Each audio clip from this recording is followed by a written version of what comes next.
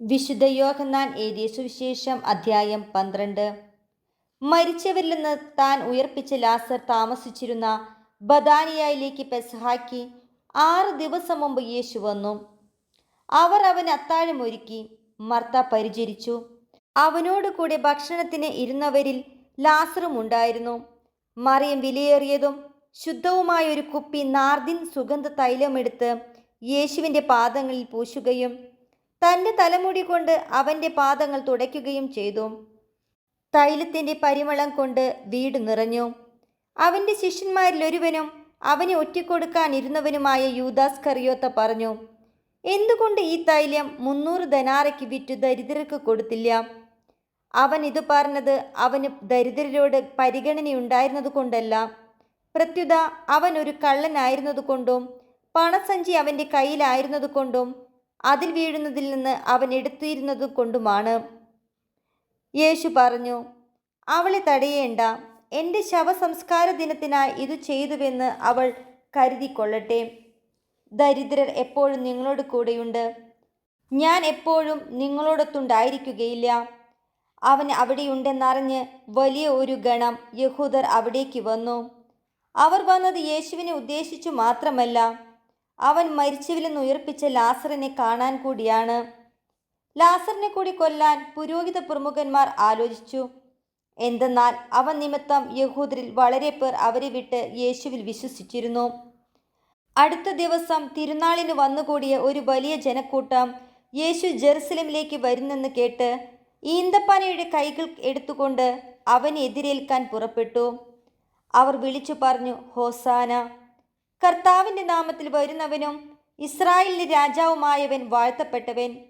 യേശു ഒരു കഴുതക്കുട്ടിയെ കണ്ട് അതിൻ്റെ പുറത്ത് കയറിയിരുന്നു. സിയോൻ പുത്രി, ഭയപ്പെടേണ്ട, ഇതാ നിന്റെ രാജാവ് കഴുതക്കുട്ടിയുടെ പുറത്ത് എഴുന്നള്ളുന്നു എന്ന് എഴുതപ്പെട്ടിരിക്കുന്നു. അവൻ്റെ ശിഷ്യന്മാർക്ക് ആദ്യം ഇത് മനസ്സിലായില്ല. എന്നാൽ യേശു മഹത്വം പ്രാപിച്ചപ്പോൾ അവനെപ്പറ്റി ഇക്കാര്യങ്ങൾ എഴുതപ്പെട്ടിരുന്നുവെന്നും അവന് വേണ്ടി ഇവയെല്ലാം ചെയ്തുവെന്നും അവർ അനുസ്മരിച്ചു.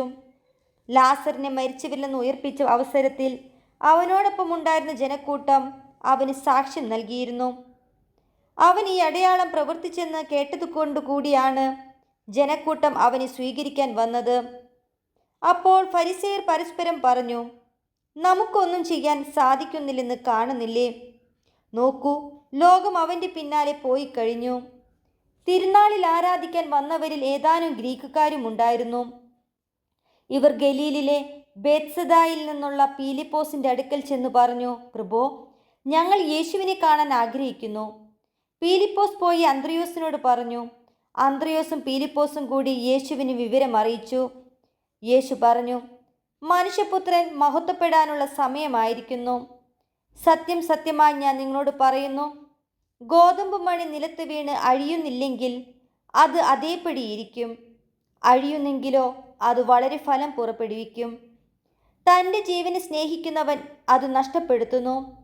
ഈ ലോകത്തിൽ തൻ്റെ ജീവനെ ദ്വേഷിക്കുന്നവൻ നിത്യജീവനിലേക്ക് അതിനെ കാത്തു സൂക്ഷിക്കും. എന്നെ സൂക്ഷിക്കാൻ ആഗ്രഹിക്കുന്നവൻ എന്നെ അനുഗമിക്കട്ടെ. അപ്പോൾ ഞാൻ ആയിരിക്കുന്നിടത്ത് എൻ്റെ ശുശ്രൂഷകനും ആയിരിക്കും. എന്നെ ശുശ്രൂഷിക്കുന്നവനെ പിതാവ് ബഹുമാനിക്കും. ഇപ്പോൾ എൻ്റെ ആത്മാവ് അസ്വസ്ഥമായിരിക്കുന്നു. ഞാൻ എന്തു പറയേണ്ടു? പിതാവേ, ഈ മണിക്കൂറിൽ നിന്ന് എന്നെ രക്ഷിക്കണമേ. അല്ല, ഇതിനു വേണ്ടിയാണല്ലോ ഈ മണിക്കൂറിലേക്ക് ഞാൻ വന്നത്. പിതാവേ, അങ്ങയുടെ നാമത്തെ മഹത്വപ്പെടുത്തണമേ. അപ്പോൾ സ്വർഗത്തിൽ നിന്നൊരു സ്വരമുണ്ടായി, ഞാൻ മഹത്വപ്പെടുത്തിയിരിക്കുന്നു, ഇനിയും മഹത്വപ്പെടുത്തും. അവിടെ നിന്നിരുന്ന ജനക്കൂട്ടം ഇതു കേട്ടിട്ട് ഇടിമുഴക്കമുണ്ടായി എന്ന് പറഞ്ഞു. എന്നാൽ ചിലർ ഒരു ദൂതൻ അവനോട് സംസാരിച്ചു എന്ന് പറഞ്ഞു. യേശു പറഞ്ഞു, ഈ സ്വരമുണ്ടായത് എനിക്ക് വേണ്ടിയല്ല, നിങ്ങൾക്ക് വേണ്ടിയാണ്. ഇപ്പോഴാണ് ഈ ലോകത്തിൻ്റെ ന്യായവിധി.